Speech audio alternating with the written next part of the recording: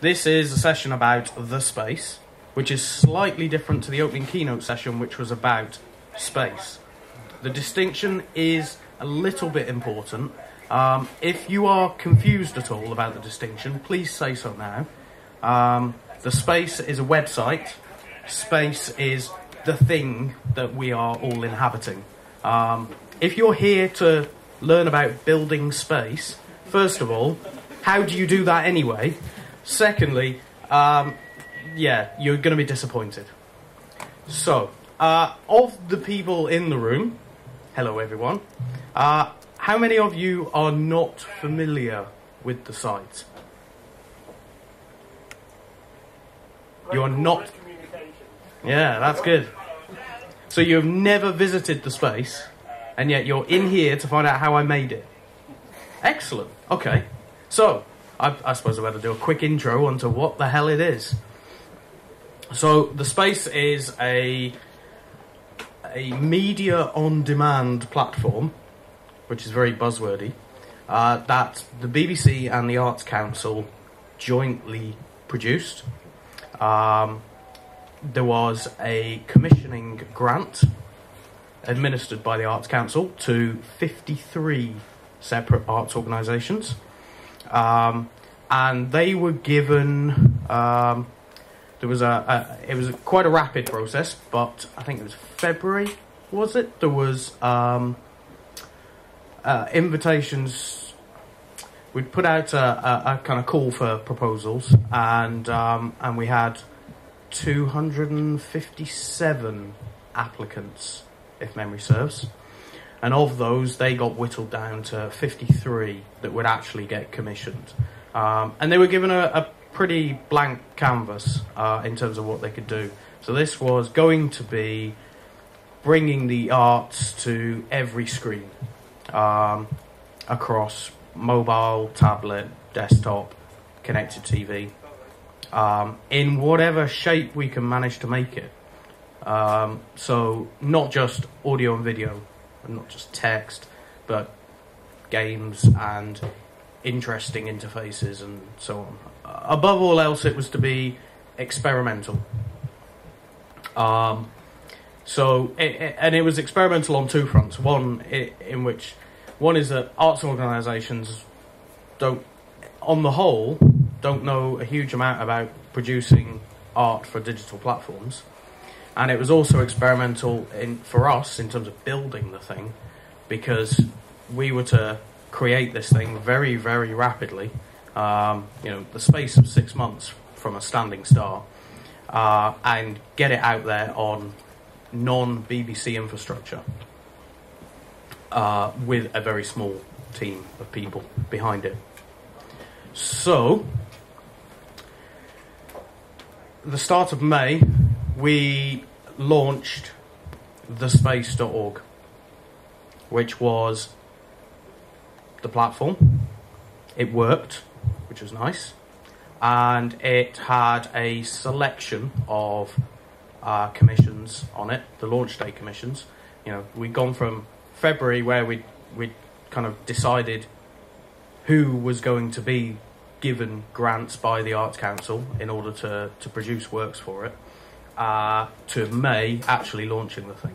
So the set of commissions we had on day one was obviously relatively modest, because some of them take a little bit longer than 2 months to produce. So over the course of the next 6 months, there's going to be an ever-increasing amount of material of various shapes and sizes.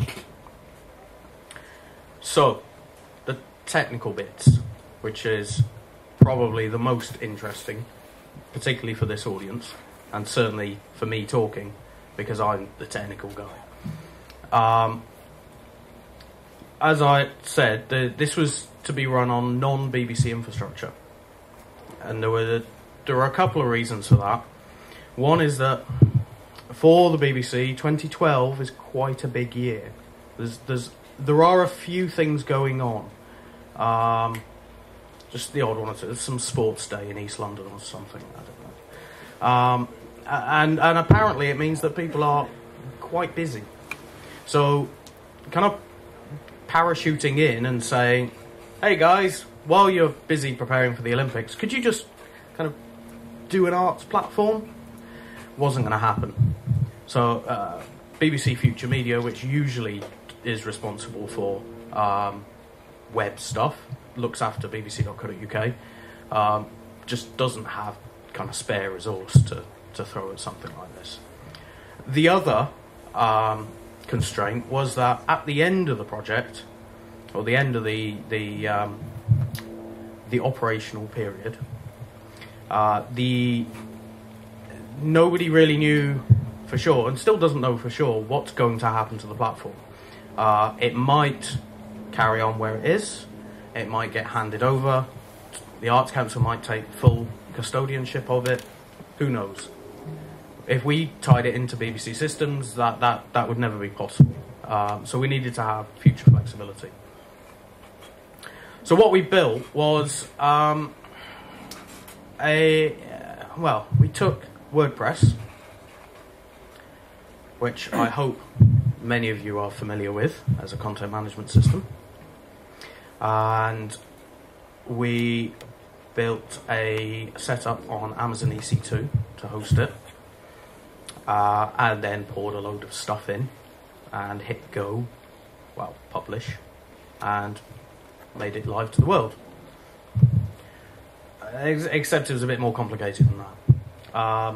So anybody who's run a WordPress blog will be familiar with the frequency of patches which are released for it, and some of the issues which might arise if you fail to patch your WordPress installation quickly enough. There are also, out of the box, WordPress doesn't scale brilliantly well. So we had two fairly key challenges there, and actually we were able to solve them in a single step. So we had that WordPress CMS, and I wrote a plugin for WordPress which generates a completely static version of the site using whatever templates have been configured for it. That static version can then be rsynced over to front-end web servers, which do nothing except serve static resources. They're as dumb as you can get. The only cleverness on them is a bit of rewrite rules and varnish. And we can spin up as many web instances as we need, and using Amazon's load balancers to spread the load between them. So the CMS itself didn't have to be public-facing anymore. And if it's not public-facing anymore, then the problem of having to keep it patched incredibly aggressively goes away. We still keep it up to date, but it's not a critical thing if we're a couple of days late in updating to the latest version.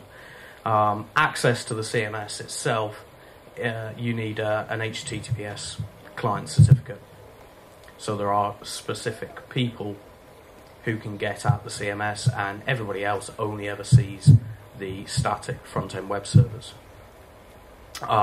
And when we were doing load testing of the front-end web servers, we comfortably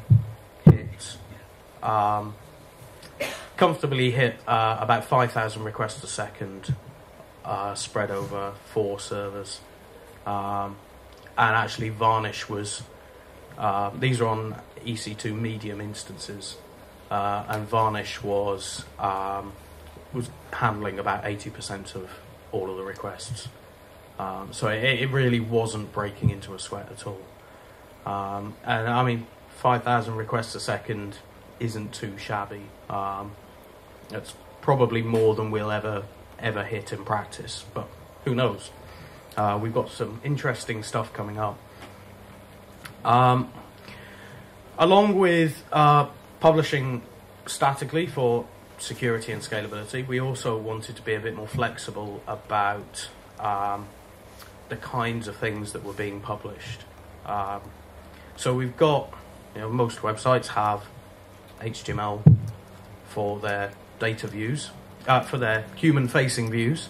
But we wanted to add data views in there as well, using content negotiation with the ability to short circuit and say, no, really, please do give me JSON or give me RDF back for each of the items. So if you send a request for one of the items on the space to with an accept header set appropriately, we will cheerfully send you back some JSON. So generating the entire site statically meant that we had some hooks in there to say, while you're spitting out this page from this post object, you could also spit out some other formats as well. And it also meant that we could generate indexes and feeds which work slightly differently from WordPress's own, without having to hook things in some rather arcane places to make it work. One of the constraints that we had was that we needed to be able to support an MHEG application on Freeview HD. So if you have a Freeview HD receiver which is compatible, you can tune to channel 117, which is a data service. It's got a little MHEG app which then goes off to the internet to download the rest of it and to get all its data. And there's a piece of middleware sitting out on some separate instances which are responsible for sucking our data in and marshalling them into a form that this MHEG application can present. So there's an on-demand service on Freeview HD if you have a compatible receiver. Joyfully, the specs for doing kind of video on demand on Freeview HD boxes are really quite new, and the number of boxes out there which actually support doing this stuff and don't break when you try it is a relatively small number. We have got a white list running, and there's a set that we've got a list somewhere, I think in our FAQs on which receivers can and can't get it. But obviously, if you've got a Freeview HD receiver and it's plugged into the internet and properly configured, and it probably wouldn't surprise you to learn that lots of people who have Freeview HD receivers which can be plugged into the internet either aren't at all, or they are but they can't actually reach the internet because they've been incorrectly configured. So you can try it, and we're also going to be launching on FreeSat tomorrow, I think. Not tomorrow, Monday, which would be quite nice. Although I don't know when. Or what channel number it is, actually. No idea. As I said, I've come well prepared. So, in order to, as well as providing data for bits of the site which suck in JSON and things which might want to make use of the RDF, we're also spitting out data views for this middleware mediator, and that's hooked in exactly the same way. And with all of that, we've used a consistent URI scheme for everything. So everything is, as soon as it's either the media or the metadata is ingest, we assign it an alphanumeric identifier. And it's an opaque identifier, but it's one which never changes. There are some. It's actually generated from the post ID within WordPress, so it's base 32 encoded, and then there's a prefix character which indicates the type of object it is. So episodes all start with E, and series all start with S, and playlists all start with P, and partners all start with A. It's mostly the first letter of the thing. And partners like to be A because they're the beginning. It's very nice. Now, the way, obviously WordPress is built around posts and pages with some taxonomy stuff attached to it. And what we're dealing with isn't posts and pages. I mean, it could be, but it would be a lot of manual effort. If for every post you needed to manually insert a video player and so on, and fill in lots of custom fields about the metadata that we wanted to expose to the MHEG application and to the JSON that's generated. So we have another plugin, in fact we have a couple, which set up custom post types within WordPress for each of the different classes of object within the space. So we have episodes, which are generally equivalent to an episode of a TV series, but they're not always audio-visual. Sometimes an episode could be a website. We have series, which is a collection of episodes as defined by the organisation supplying it. And we have playlists, which are curatorial. So it's what our editorial team want to join together to make it easy to find stuff. And then we have versions, which are variants of an episode. So every episode has a version, but you might have multiple versions. So for example, if we have something which has signing for the hard of hearing, we might have a clean version and a signed version, and they're both attached to the same episode. And then it's up to the code on the front end to provide a means to switch between them. In WordPress 2, custom post types didn't really exist, and it was fairly nightmarish trying to do this sort of thing. But in WordPress 3, there's a whole bunch of APIs around adding new custom post types, specifying the sorts of which of the standard things you get in the admin should actually be displayed for it, and giving you hooks in to customize all of that. We had a few further complications. Our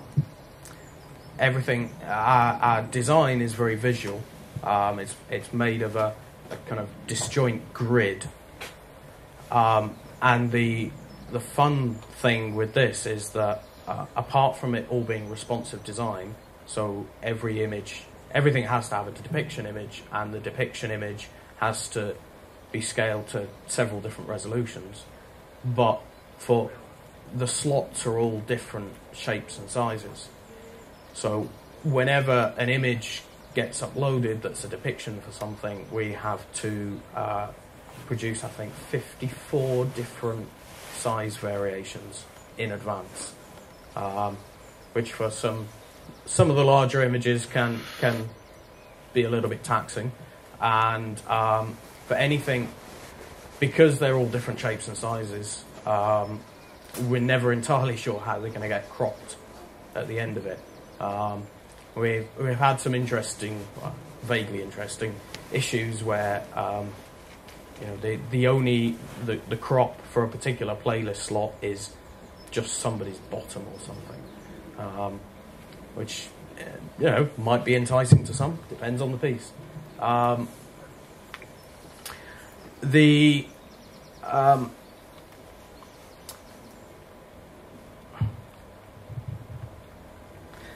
Thank you. Now you've put me off my stride. On top of, aside from the CMS, we've also got media ingest, which takes each piece of audio or video that's been submitted and transcodes it to a selection of different profiles. There's a WebM profile, so that Firefox and Chromium can play video natively. And there are a selection of MP4 profiles, ranging from a mobile-friendly all the way up to a decent HD, assuming we have an HD source, obviously. At the moment, there isn't a nice, convenient way to switch between the different MP4 profiles. from the front end. So if you're watching it on the desktop, you will get the HD version, whether you like it or not at the moment, which isn't ideal, but is on the slate to fix.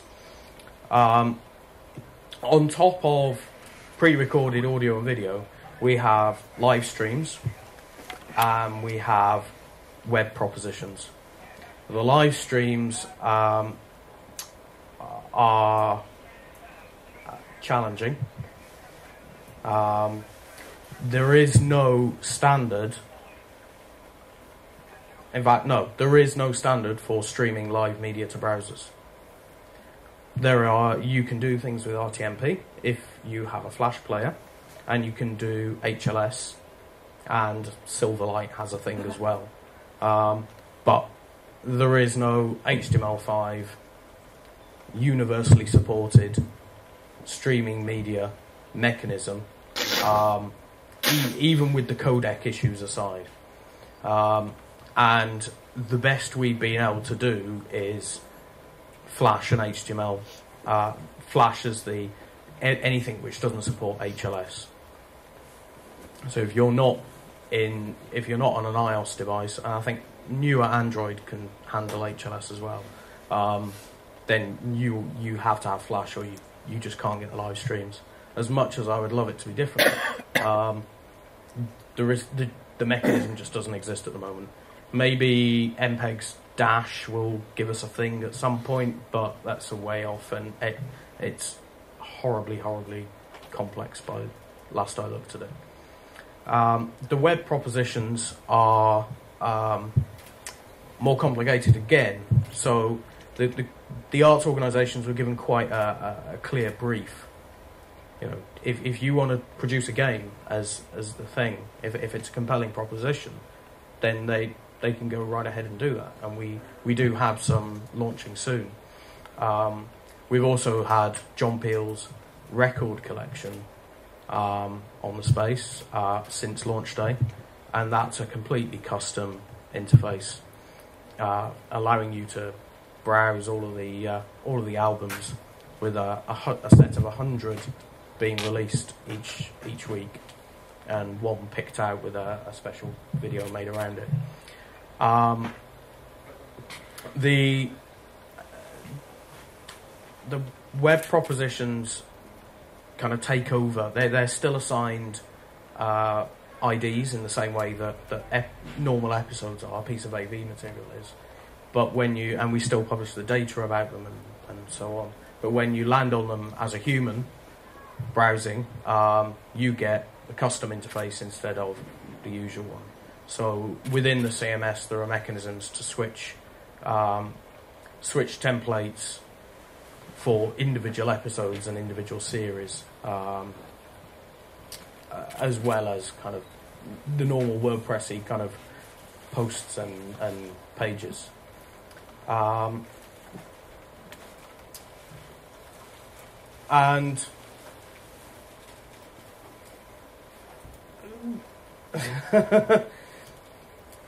I was going to wrap up with something that I have utterly forgotten. So, given that, I shall open to the floor for any questions.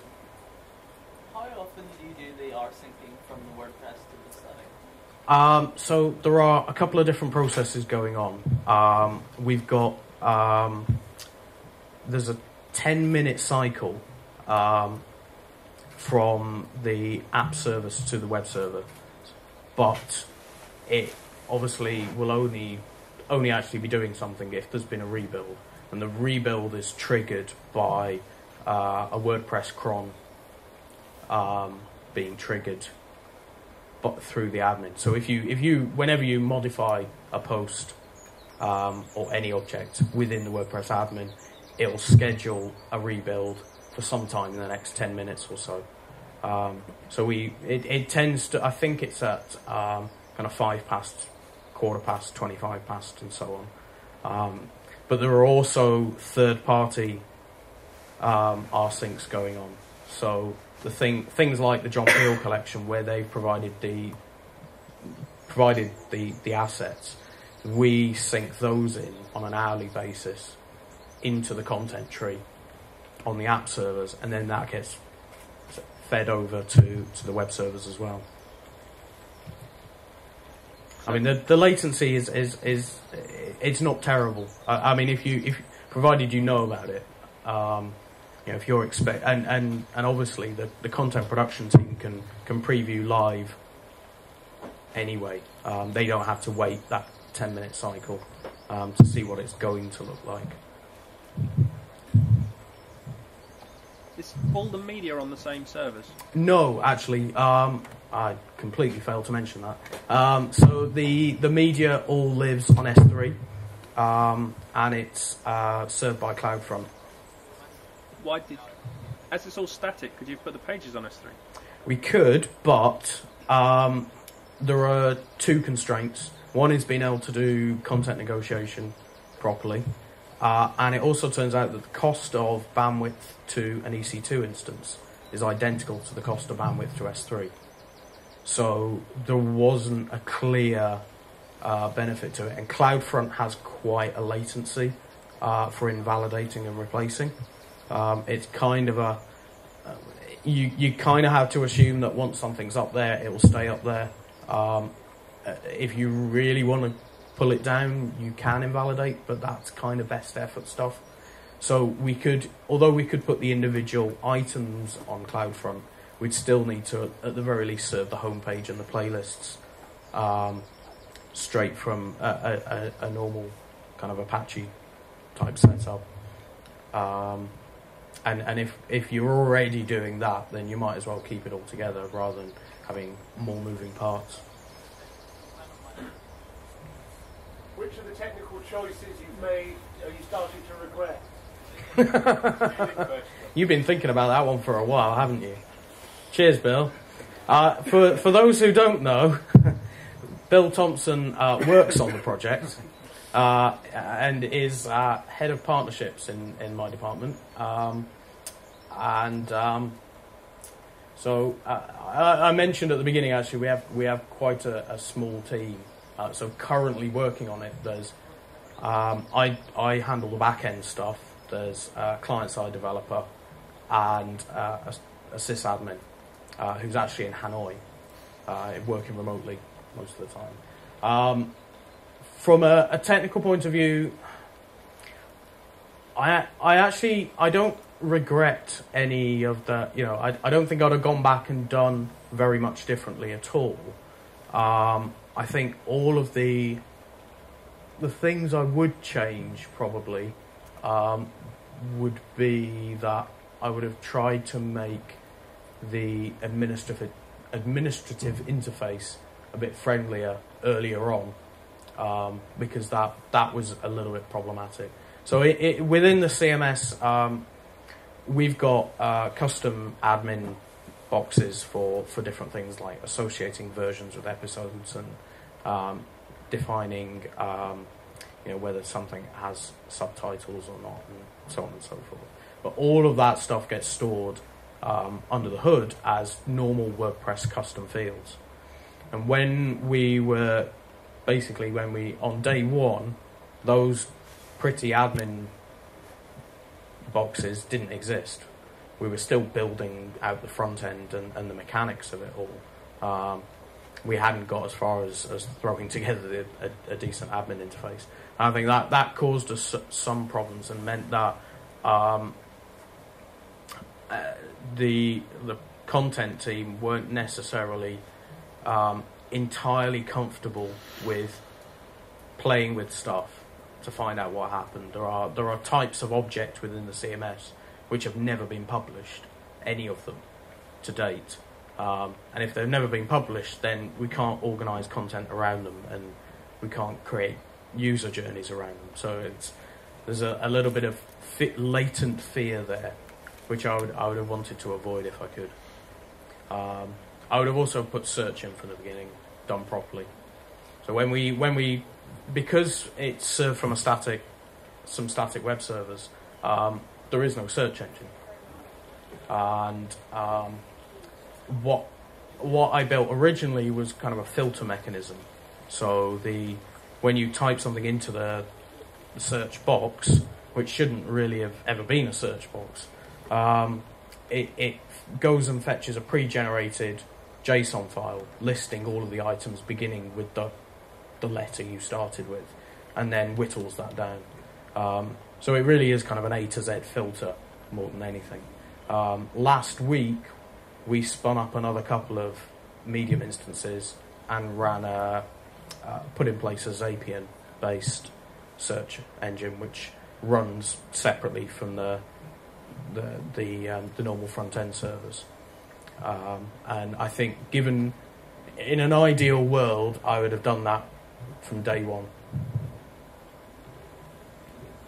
Well, I'd have thought that the transcoding the video would have been the biggest problem, simply from processing power. Isn't it been an issue? No, so we have a bunch of machines in TV Centre.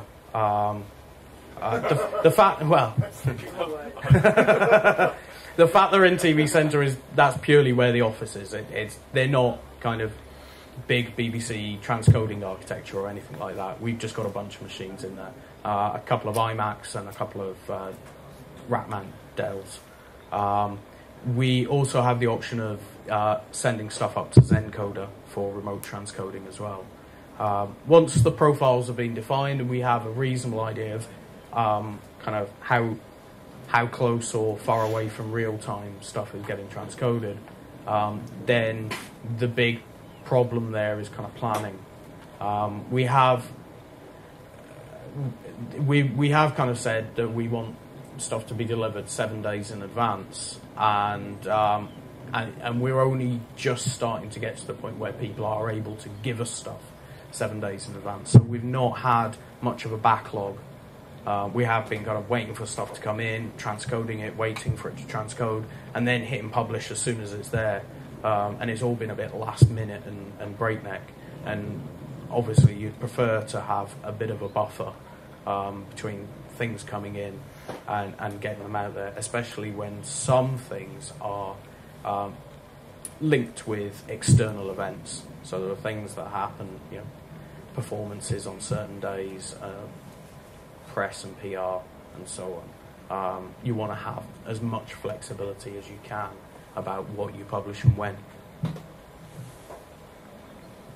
How many visitors do you have to the site? We've had, I think, since launch day, we've had about 300,000. So that's our first month, basically. And although we've had some press coverage, there's no marketing other than social media. And the arts organisations themselves have a certain amount of, I think, some of their budgets can be used. So some of the grants that they got can be used for marketing if they plan for it. But we ourselves aren't really marketing it.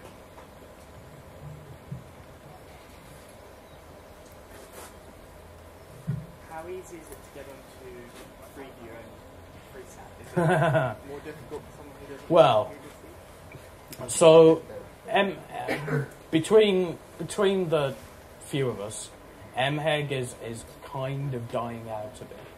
I mean, the BBC has announced its intention last year that it wants to shift kind of all the red button interactive stuff to HTML-based development as much as possible.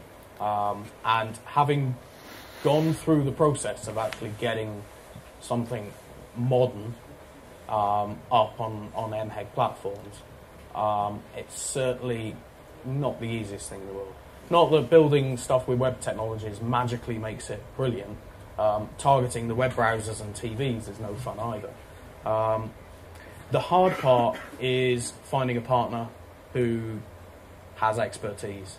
Building MHEG stuff itself it's an acquired taste. It's not the most pleasant of development processes. The best thing that you can do is find somebody who does MHEG stuff and pay them money to either take an existing thing that they've built and point it at your data sources, or build you something from scratch. And we went the former route. So we took some experts at MHEG and said, tell us what format you need the data in. You skin your app, and jobs are good. The next hurdle is obviously getting it into the broadcast stream, and that is, if you're outside of the broadcasting world, that's going to be challenging. It's not by any means impossible, but actually getting space on a multiplex takes a lot of time, and it takes a lot of money to make that happen for most people. We had some help, I have to say. The guys in BBC Distribution are wonderful, and obviously they deal with DMOL and the DTG, who look after all of this stuff, and obviously Arqiva, who run the transmitters. They deal with them day in, day out, and kind of are able to navigate a path through this stuff. But I think in a few years, it's almost going to be irrelevant, because I think my personal take is that rather than delivering applications, interactive stuff directly over the air, is that pointers to internet available resources will be included in the program stream instead. So when you hit the red button, it launches effectively a browser rather than just a kind of an MHEG environment there and then. And I think at that point, the question's almost moot. Are there apps for mobiles and tablets and phablets and all that sort of thing? And does it work outside the UK? So, there are no native apps that we built. It's all web-based, but you can add it to your home screen or what have you. It's got the metadata in there to do that, and it works. Although, obviously, there's no real offline stuff because it's all streaming media. Offline wouldn't really work. Most of everything is available outside the UK. It's not actively promoted outside the UK, but actually we're not actively promoting it all that well in the UK either. So, but there are some specific pieces do get geo-restricted. Also, the sporting thing. Well, no, we're not carrying any sport. But for example, there was Britain's War Requiem in Coventry on Wednesday, and that was being broadcast in a few countries around the world on TV. Radio 3 was carrying it, the audio in the UK, and we could only get the rights to show the video in the UK. Because the German and Italian broadcasters behind it obviously didn't want people going to the space to watch it instead of tuning in their TVs. But we've had to keep the amount of geo-restricted stuff very, very minimal. How many? I didn't quite get who actually operates the WordPress. How many WordPress users are they? People in the arts organisations, or are they people in your office? No, they're all in our team. So we have a live service team who does the day-to-day operation of the CMS, and they are BBC people, although they're operating on behalf of the Arts Council. But the Arts Council are the ones who have the broadcasting licence and so on and so forth.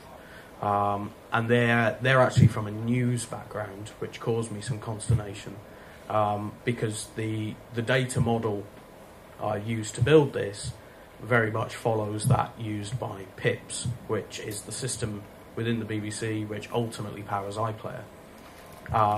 And so I built this with the expectation that we'd probably get some kind of iPlayer type people in to run it. And actually they've come from news, and things work completely differently in news. And so the concept of having multiple versions of an episode is something they've had to learn on the job. Yeah. Which was fun.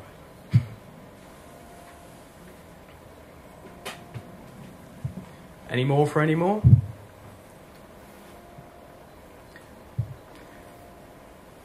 Well, thank you very much then.